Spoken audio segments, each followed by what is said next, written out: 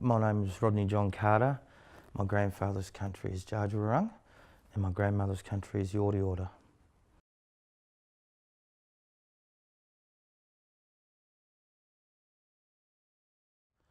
I think the one thing that people perhaps should take away from the barks is the many conversations around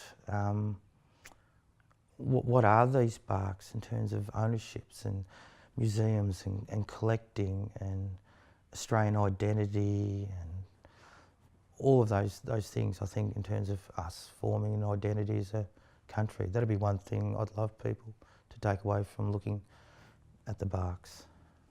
They were made using common practices of the time where there was respect of plants. So bark was removed from trees without killing the tree, but a scar was left where that bark was removed. And that bark really then just becomes a platform or a surface to communicate a message. So the Dja Dja Wurrung people at that time chose to place images on that bark, and there was a certain technique that they used, which was basically blackening the surface of the bark. And some people say that's about smoking the bark, but really it's about producing like a sooty type smoke from a campfire and letting those materials sort of bond with the surface of the bark, and then that's etched away. So the images upon those barks are about communing, I guess in a modern way we'd say a scene. So to look at it's the idea of a static image, how we'd probably view art in a gallery today, or an image that's put up on a wall. Within that, I guess for Dja Dja Wurrung people, it's a bit more complex in that scene has a pre, has a current, and has a post. So there's a communication and education that goes around what generally people would perceive as being a stationary activity or that frozen moment in time.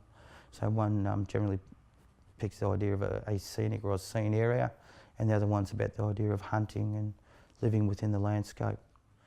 I think the importance of those objects, the value and the significance, actually rests with the people that have that connection to the creation of those objects and can potentially use those objects for their purpose.